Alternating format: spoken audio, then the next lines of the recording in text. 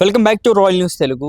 ఈరోజు వైఎస్ జగన్మోహన్ రెడ్డి గారు press meet పెట్టడం అయితే జరిగింది. అదేవిధంగా నిన్న మొన్న కూడా దావోస్కి ఏపీ సీఎం గారు అలాగే పలు మంత్రులు కూడా వెళ్ళడం అయితే జరిగింది. మరి అక్కడ నుంచి అసలు ఎన్ని పెట్టుబడులు వచ్చినాయి, మరి అదేవిధంగా వైఎస్ జగన్మోహన్ రెడ్డి గారు 2.0 అన్న పాదయాత్ర కూడా స్టార్ట్ చేయబోతున్నారు అన్న విషయం కూడా అయితే తెలుస్తుంది. మరి అసలే ఇంత జరుగుతున్నా సరే మెయిన్గా ఇప్పుడు వైఎస్ఆర్సీపీ కార్యకర్తల మీద లీడర్స్ మీద కేసులు అయితే పడుతున్నాయి. గతంలో వాళ్ళు చేసిన ఏవైతే పనులు ఉన్నాయో వాటి కోసమనేమో ఇప్పుడున్న వాళ్ళైతే అంటున్నారు, చట్టపరంగానే అవి చేస్తున్నారు అంటున్నారు. అదేవిధంగా ఇప్పుడు అధికారంలో పార్టీలో ఉన్న ఈ కూటమి పార్టీ మీద చాలామంది అయితే చాలా విమర్శలు అయితే కురిపిస్తున్నారనేమో కూటమి వాళ్ళు అంటున్నారు, కానీ నిజమే చెప్తున్నారనేమో వైఎస్ఆర్సీపీ వాళ్ళు అంటున్నారు. మరి అదేవిధంగా ఈరోజు మనతోనైతే ఇంద్రసేనారెడ్డి గారు అయితే ఉన్నారు. అన్న వైఎస్ఆర్సీపీ యూత్ అన్నను మీరు చాలాసార్లు చూసే ఉంటారు. మీరు ఇంకా బాగా గుర్తు రావాలంటే ఈ టాటూ అయితే చూసుకోవచ్చు మీరైతే. మరి అదే విధంగా ఈరోజు అన్న 2 days బ్యాక్ జగన్ సార్ని కూడా కలిసి చూపించాను. సార్ కూడా ఏంటబ్బా ఇంద్ర అని నవ్వారు, నవ్వి స్మైల్ ఇచ్చారు. ఓకే అన్న, స్మైల్ అయితే ఇచ్చారు. ఓకే, ఇప్పుడు మీరు చెప్పండి అన్న, ఆంధ్రప్రదేశ్లో ఏం జరుగుతుంది? మీరు కావాలనే కూటమి పార్టీ మీద మీరు బురద జల్లుతున్నారని కూడా నాయకులు లీడర్లు అందరూ కూడా మరి మాట్లాడుతున్నారు, నిజమేనా? కుటుంబీ పార్టీ మీద బురద జల్లుతున్నామంటే వాళ్ళు ఏం చేశారు? ఇప్పటికి వచ్చి 2 years అవుతుంది కుటుంబీ ప్రభుత్వం.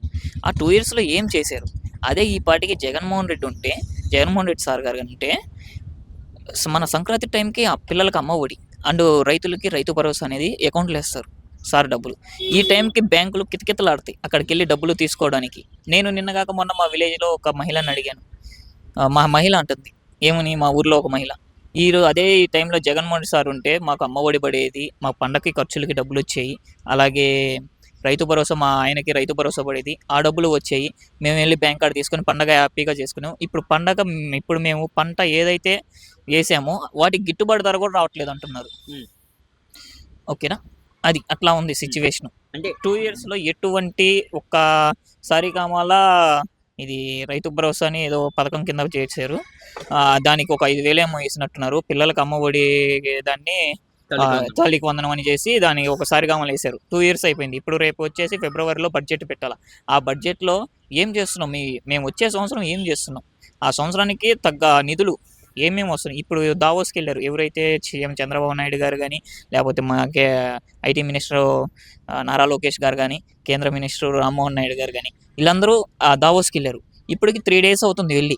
ఏదో అక్కడ తిరుగుతున్నారు, ఫోటోలు పెట్టుకుంటున్నారు, మేము దావోస్కి వెళ్ళాం అంటున్నారు. కానీ ఎంత పెట్టుబడి తెచ్చాం అనేది ఇంతవరకు రాష్ట్ర ప్రజలకి తెలియనికుండా విడుదల చేయలేదు.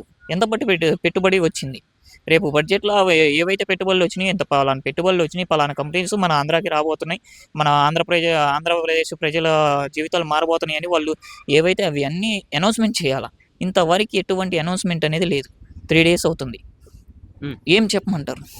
కానీ మరి గతంలో ప్రభుత్వం అనేది చాలా అంటే చాలా వర్స్ట్గా ఉంది ప్రజెంట్. కానీ గతంలోనేమో మీరేమో అప్పులు చేస్తారు, వైఎస్ జగన్మోహన్ రెడ్డి గారు కొన్ని 100 కోట్లు దోచుకున్నారు, వాళ్ళ ఇంట్లో స్నానం చేయడానికి బాతికి డబ్బుకే ఎన్నో కోట్లు ఖర్చు పెట్టారని కూడా మరి గతంలో మాట్లాడారు కదా, అది నిజమేనా? మరి అప్పుడు డబ్బులు ఖర్చు పెట్టినందుకు ఇప్పుడు ఆంధ్రప్రదేశ్కి అప్పులు కూడా రావట్లేదు అని కూడా చెప్తున్నారు. జగన్మోహన్ రెడ్డి సారు తన 5 ఏళ్ల పరిపాలనలో 3 లక్షల సంథింగ్ 20,000 కోట్లు సంథింగ్ ఎంతో అప్పు చేశారు. కానీ అందులో 2,73,000 కోట్లు అనేవి జనాలకి మన వెల్ఫేర్ స్కీమ్స్ ద్వారానే పంచారు. 2,73,000 కోట్లు అనేవి. ఓకేనా, ఇంకా ఇప్పుడు వీళ్ళు వచ్చి 2 years కూడా కాలేదు, ఆల్రెడీ 3 లక్షల కోట్లు అప్పులు చేశారు. ఆ 3 లక్షల కోట్లు ఏం చేశారు? జగన్మోహన్ సార్ ఆల్రెడీ చెప్తున్నారు, అయ్యా నేను ఇంత 3,20,000 కోట్లు నేను అప్పు చేశాను, ఈ ఫండ్ అనేది నేను విత్ ఆధార్ నెంబరు అలాగే వాళ్ళ అకౌంట్ నెంబరు, నేను ఎవరెవరికి ఎంత వేసాను, ఎన్ని వెల్ఫేర్ స్కీమ్స్ చేశాను, ఆ అమౌంట్ ఏంటి అనేది అక్కడ ఇప్పుడు డేటా ఉంది. మీ కాడ మీరు తీసుకొచ్చిన పెట్టుబడులు ఏవైతే ఉన్నాయో అవన్నీ ఏంటి సంగతి? ఏవైతే వాళ్ళు అప్పు తెచ్చారో 3 లక్షల కోట్లు, ఆ డబ్బులు ఏం చేశారని జగన్ సార్ ఒకటే అడుగుతున్నారు. అలాగే బాత్రూమ్ కట్టారు, రిషికొండ ప్యాలెస్ అనేది కట్టారు. ఈరోజు అక్కడికి వెళ్ళి ఎంతమంది సెల్ఫీలు తీసుకుంటున్నారు? ఆఖరికి పవన్ కళ్యాణ్ గారు కానీ లేకపోతే చంద్రబాబు నాయుడు వెళ్ళి విజిట్ చేసి సెల్ఫీలు తీసుకున్నారు. మరి ఆయన బాత్రూమ్ ఆయన కట్టుకున్న పరిస్థితి అయితే ఆడికెళ్ళి సెల్ఫీ తీసుకోవాల్సిన అవసరం.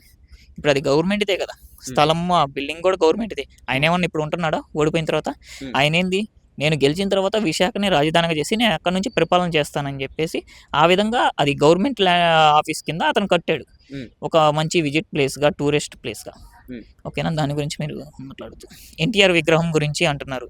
ఇప్పుడు ఏదైతే పెట్టుబడులు రావట్లేదు అన్నారు. మనకి పెట్టుబడులు లేవు, అట్లాగే మెడికల్ కాలేజ్ కట్టడానికి డబ్బులు లేవు. మెడికల్ కాలేజీలు సగం జగన్మోహన్ రెడ్డి సారు 7 మెడికల్ కాలేజీలు కంప్లీట్ చేశారు. రిమైనింగ్ ఇంకా 10 మెడికల్ కాలేజీలు ఉన్నాయి. అవి 40% 30% వరకు పెండింగ్ ఉన్నాయి.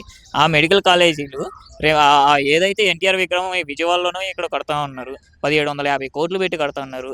ఆ డబ్బులు ఏదో వీళ్ళు మెడికల్ కాలేజీకి పెడితే ప్రజలకు ఉపయోగం ఉంటుంది, కానీ అదేదో వాళ్ళ సొంత డబ్బులతో కట్టుకోవచ్చు కదా. ఇప్పుడు వాళ్ళ సొంత పార్టీ ఫండ్ నుంచి ఆ విగ్రహం అనేది వాళ్ళు కట్టుకుంటే వాళ్ళ పార్టీ నాయకులకు కానీ వాళ్ళకు కానీ బాగుంటుంది. అది రాష్ట్ర ఆంధ్రప్రదేశ్ గవర్నమెంట్ ఫండ్తో మీరు వాళ్ళు కట్టాల్సిన పని లేదు. కట్టినా కూడా ప్రజలు అనేది తిరస్కరిస్తారు దాన్ని.